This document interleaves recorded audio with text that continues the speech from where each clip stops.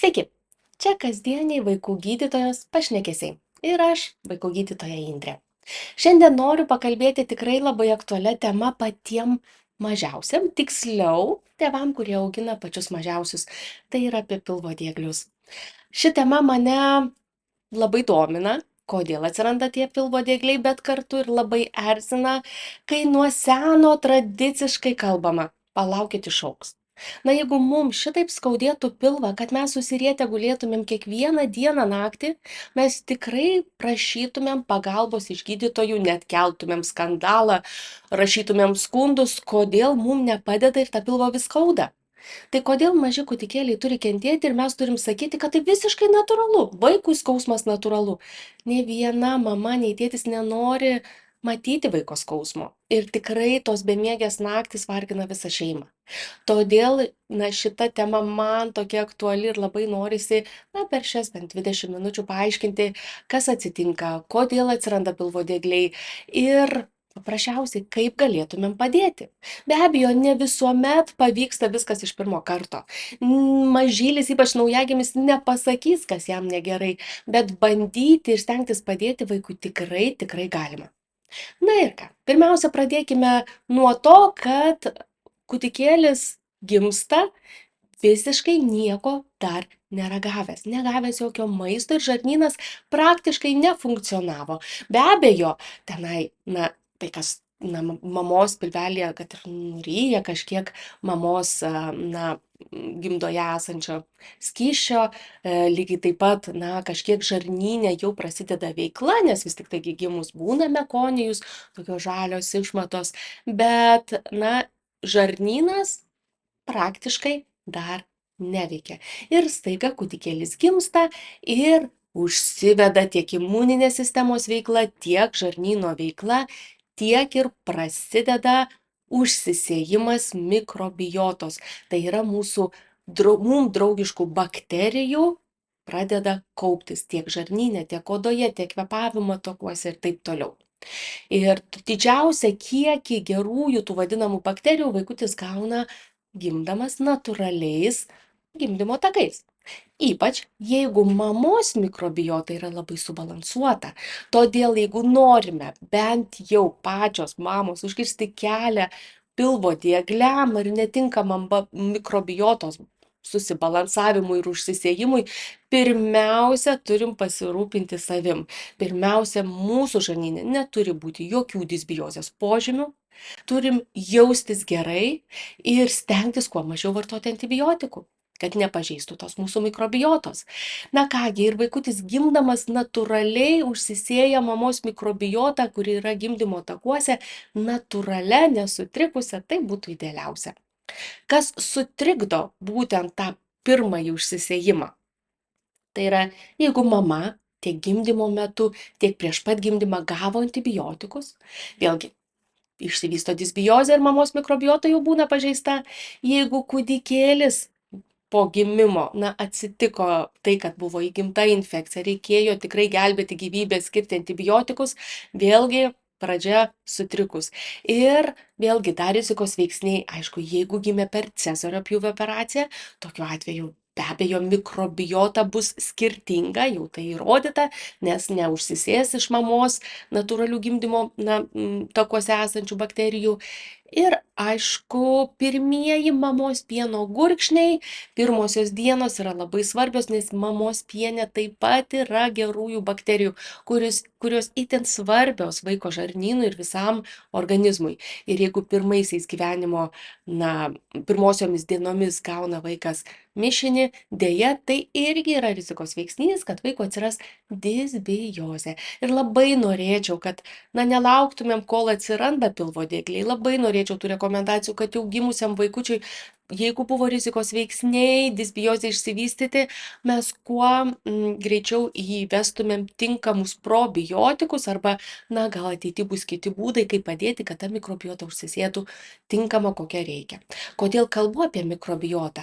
Todėl, kad kai tik kūdikėlis gimsta ir pradeda valgyti, žarnyno veikla labai užsiveda. Bet deja tenai po žarnyno sienele iš vidaus žiūrint, nėra dar imuninės sistemos sankaupų. Imuninė sistema tik tuomet pradeda intensyviau kauptis, plaukia ten imuninės ląstelės, formuojasi imuninės sistemos, tam tikros samplaikos, tam, kad jau pradėtų saugoti organizmą nuo išorinių įvairių grėsmių, kurios gali patekti per žarnyną. Todėl tie pirmieji mėnesiai, pats pikas pilvo dieglių būna 2 mėnesių amžiuje, kai jau imuninė sistema iš vidaus organizmo pradeda formuotis ir aišku, imuninė sistema pradeda reaguoti, kas ten vyksta. Tada yra žarnų sienelė ir iš spindžio žiūrint, mikrobiotos bakterijos turi vienos padengti žarnų sienelę, kaip kad apsaugai, kaip kad šydą, kad tiesiogiai įvairūs maisto produktai, mikrobai, virusai, ir taip toliau tiesiogiai nežeistų tos labai silpnos, dar labai jautros žarnų sienelės, todėl kad labai lengva ją pažeisti ir pažeidus imuninę sistemą, kuri dar netobula, pradeda sukelti uždegimą ir atsiranda sudirgimas, geriausiu atveju, ir tai gali lemti, kad imuninė sistema gali reaguoti iškreiptai.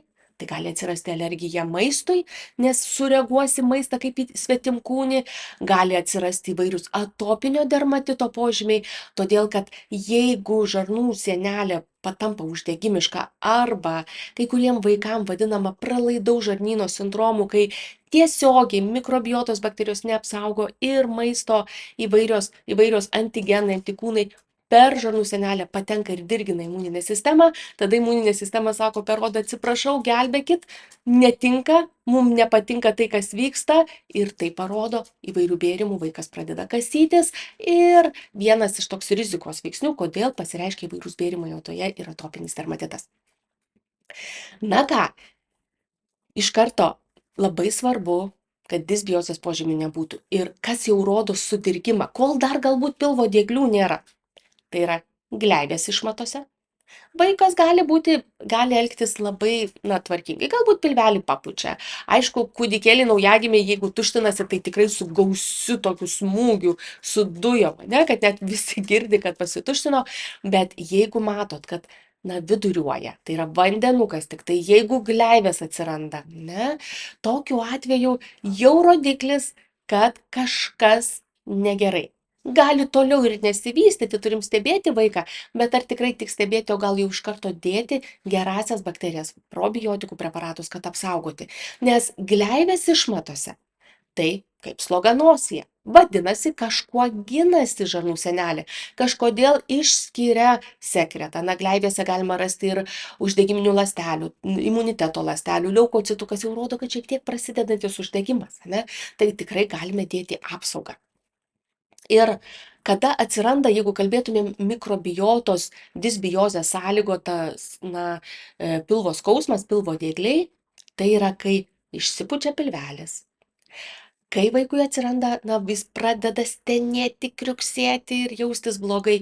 Ir dar, kas labai svarbu, parausta išangės žiedas arba pašunta jau visas užpakaliukas. Irgi pašutimas tai nėra natūralus dalykas. Ne tai, kad išaugs. Sauskelnės taip galbūt lemia dermatitą, bet vis tik tai, jeigu 2-3 savaitės nešiojo tas pačias sauskelnes, nedėdavom ir staiga atsiranda paraudimas. Prie ko čia tos sauskelnės? Ne. Tai yra pučia viduriuką, vadinasi viduriukus, pilvukus. Vadinasi, yra išsipūtęs pilvas. Vadinasi, yra dujų. Dujos gaminasi, kai parūgštėja žarnyno turinys. Už pH žarnyne atsakingos irgi mikrobiotos bakterijos. Mikrobiotos bakterijom gerosiom tinka lengva šarminė aplinka. Kuo rūgštesnė aplinka, tuo vadinasi daugiau tikimybė, kad daugiau pradės daugintis nepageidaujamų bakterijų. Todėl ta disbiozė atsiranda. Ir visi angliavandeniai, kurie patenka su mamos pienu, nepilnai, jeigu jie yra suvirškinami, angliavandeniai dažniausiai gliukozė, laktozė yra, pradeda rūgti. Rūgimo proceso metu gaminasi dujos. Todėl pilvelis išsipučia ir yra dujos. Ir jeigu vyksta rūgimas, išmatos tampa rūgščios. Ir todėl, kai vaikas tuštinasi, išdegina tiek išangės žiedą, tiek odelę, rūgštelę. Ne tai, kad Be abejo, abejoju, kad kažkuri mama laikys 2 valandas vaiką pasituštinus ir nepakeitus sauskelnių ir nenuplovus. Bet ta rūgštelė iš karto veikia. Na, kaip ir ugnis, ne, tik priliečiam ir jau nudegina. Tai vaikų jau tuštinantis vyksta odos dirginimas su rūgščiom išmatom. Ir todėl atsiranda pašutimai. Na, būtų gerai, kad tik pašutimai ir vaikas stenėtų, kriuksėtų dėl to, kad išsipūtęs pilvas ir jam nėra patogu.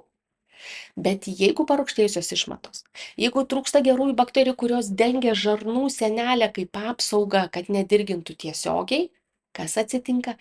Ta rūgštis pažeidžia ir storosios žarnos sienelę. Ir atsiranda mikrožaizdelės. Ir įsivaizduokite, kaip vaikui turėtų skaudėti, kai ant žaizdos dedam rūgštį. Nu, užsipilkit kaip ir peroksidą ant odos griaužia, ne? Bet lygiai taip pat rūgštį uždėjus mum ant nubrozdinimo labai skaudėtų. Ne? Ir todėl būna, kad nenurimsta vaikas staiga pradeda taip klykti, ne? Kad jam taip skauda, niekaip neįmanoma nuraminti. Todėl, kad dėja jau kol ta rūgštis kontaktuoja su mikrožaizdelėmis storajam žarnyne, tol vaikas klyks, nes žiauriai skaudės. Ne? Ir todėl iš karto, iš anksto jau reikia dėti apsaugą mikrobiotai, kad padėtumėm, kad apsaugotumėm, kad to klikimo būtų kuo mažiau. Ir vėlgi, jeigu susiformavusios mikrožaizdelės, jom užgyti juk reikia laiko. Mes tikimės, kad jeigu mes kažką duosim vaistus, atitaikysim, rytoj jau vaikas bus sveikas. Taip, situacija gana greitai gerėja, bet kol viskas užgyja, reikia tikrai laiko, bent jau 5 dienų, kartais net ir savaitės. Taip kad viena iš priežasčių, kodėl vaiką vargina labai labai stiprus pilvo diegliai, kad jis tiesiog klykia, tai yra mikrožaizdelės ir jos yra labai skausmingos, kai yra parūgštėjusi žarnyno terpė. Kita, aišku, priežastis gali būti infekcijos. Gali ta disbiozė lemti, kad pradeda daugintis ligas sukeliančios bakterijos ir jos tikrai sukelia ryškų uždegimą.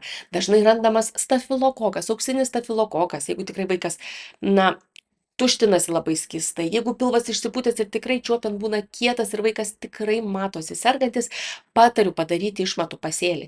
Bet tai dar nereiškia, kad reikia gydyti antibiotikais, ne? Taisyklė yra probiotikai, gerosios bakterijos, konkurenciniu būdu formuodamos tiek tinkamą pH, tiek išskirdamos tam tikras cheminės medžiagas, kurios naikina nepageidavimas bakterijas, konkurenciniu būdu turi išstumti tą stafilokoką. Nebent vaiko būklė tikrai labai blogai, tada duodam antibiotikus ir vėl truk nuo pradžių, vėl iš pradžių bandom suformuoti tinkamą mikrobiotą. Būna ir kitų bakterijų, būna ir virusinių žarnyno infekcijų, rota ir infekcijos ir taip toliau.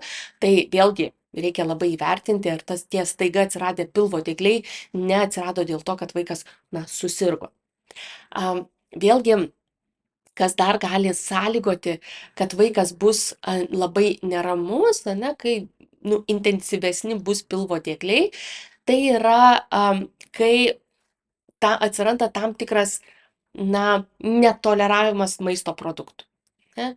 Gana dažnai, vėlgi, tai būna toksai pirminis laikinas laktozės netoleravimas.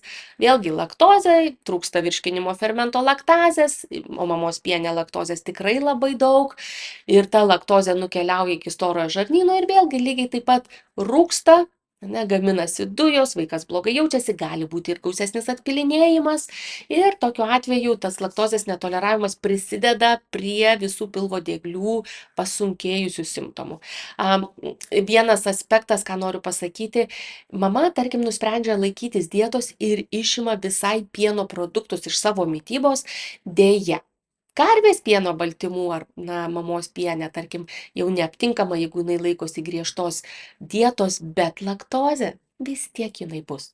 Nesvarbu, kad mama nevalgys laktozės, negaus su maistu, vis tiek jos organizmas gamins gausiai laktozės. Tai vienintelis būdas laktozės netoleravimo simptomam palengvinti, tai duoti laktazės fermentą, lašiukus, kurie palengvina simptomus. Tiesiog ta laktazė, fermentas suvirškina laktozę esančią mamos piene, o tai tokiu atveju duodam tuomet, kai vaikas valgo, kad kuo mažiau laktozės nukeliautų nesuvirškintos į storąjį žarnyną. Vėlgi primenu, kad Pilvo diegliai nėra alergijos maistui požymis. Alergijos maistui požymis yra arba kraujo gyslelės išmatose po tam tikro maisto pavartojimo, apie alergiją maistui pakalbėsiu kitose video, nesiplėsiu dabar, arba bėrimas po kiekvieno pavalgymo vaikui atsiranda alergijos požymiai, tai yra bėrimas, odos paraudimas, jis kasosi ir taip toliau. Tai vėlgi atsekti alergeną, kuris kaltas, reikėtų pasitarti su šeimos gydytoju, pediatru ar vaikų alergologu. Dar viena priežastis, kodėl būna pilvo diegliai ir ne tik pilvo diegliai, bet vaikas būna neramus, tai yra padidintas nervų dirglumas. Tai yra iš vaikelio matosi, kad, na, aš suprantu, jauniem tėvam gana sunku atpažinti, ar tai jau tikrai pilvo diegliai, ar vaikas tiesiog neramus, dirglus ir verkia. Mes, na, kartais nurašom viską į pilvo dieglius, bet jeigu vaikas labai dirglus, ypač, na, cezarinukai vadinami gimė po cezario pjūvio operacijos. Kas atsitinka, tai vaikas, na, sau ramiai gyveno mamos pilvelė, šilta, gera, ir staiga jį ištraukia ir tikrai tokie vaikučiai dažniau būna padidinto nervinio dirglumo, jie būna dirglus. Naktį save pasižadina, nes rankytės sujuda, dreba smakriukas.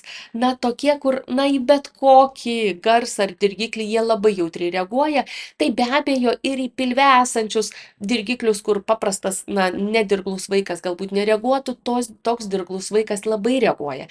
Ir atvirkščiai, jeigu yra pilvo diegliai, vaiko nervinis dirglumas irgi suintensyvėja ir todėl vėlgi toks užburtas ratas, jis dar dirglesnis tampa ir dar labiau, na, dažniau verkia dėl pilvo dieglių ar galų gale tokio, na, bendrai sudirgimo. Tai paprastai pasakius, kas yra padidintas nervų dirglumas, tai yra tiesiog nervų patys nervai yra labai jautrus. Na, pats nervas, paprastai pasakius, jis yra sudarytas kaip elektros laidas. Jeigu mes elektros laidą prapjautumėm, matytumėm daug tokių smulkių skaidulų, o aplink yra, na, tas plasmasės apdangalas. Nervų sistemoje tas vietoj to plasmasės dangalo yra mielininis dangalas, o skaidulos, ne, yra viduje.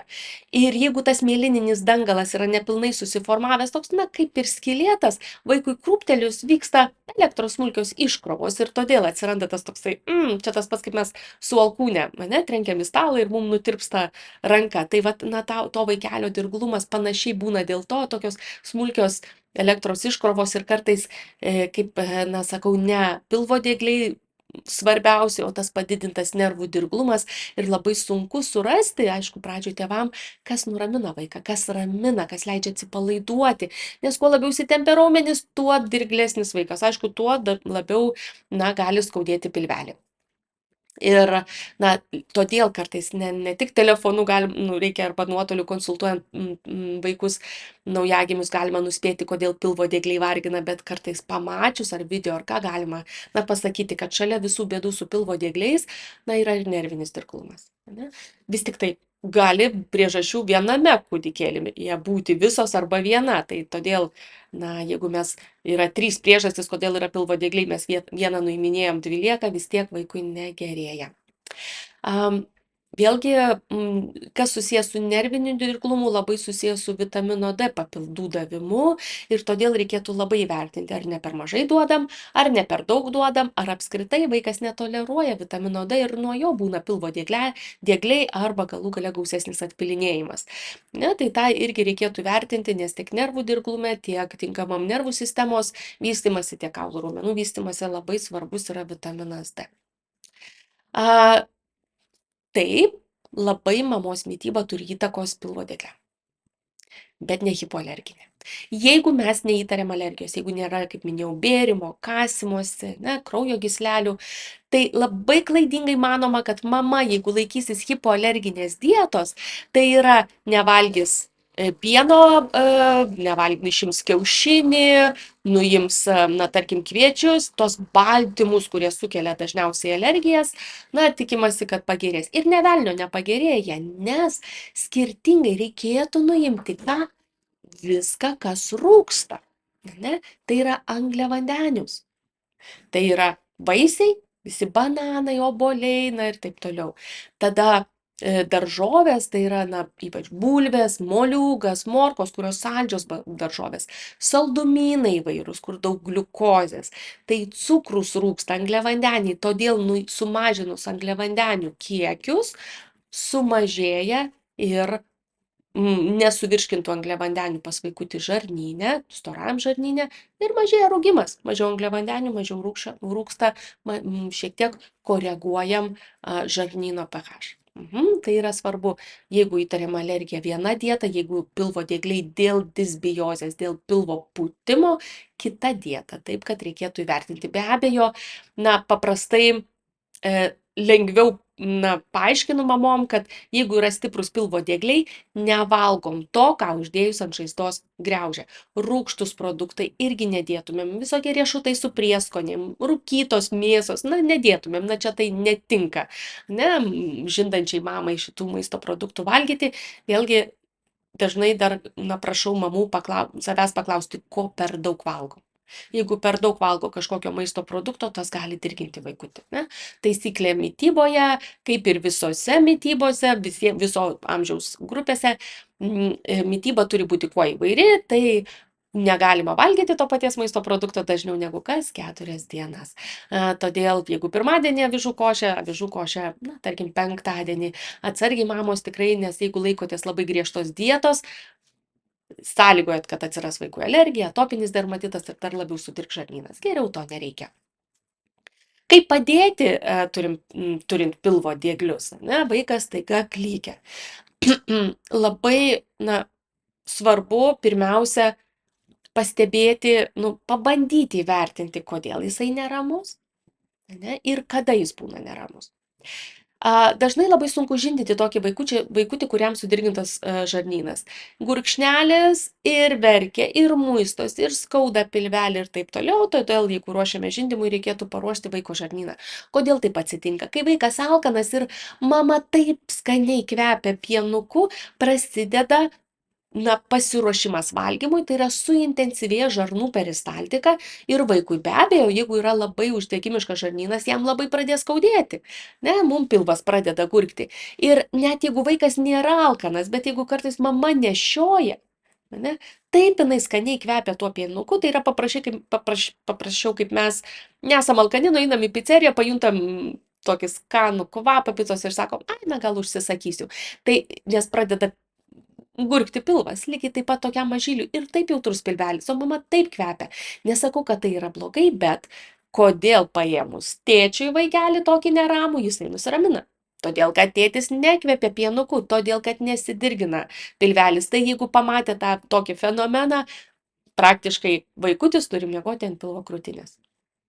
Ant tėčio krūtinės. Todėl, kad šilta, gera, ir nekvepia pienuku. Mamytė paima tuomet, kaip pamaitinti reikia, pamaitina, taip, tuo metu, reikia, kaip minėjau, padėti, bet yra tas toksai fenomenas, kad, dažnai tėčiai, taip sako, mano vaikas.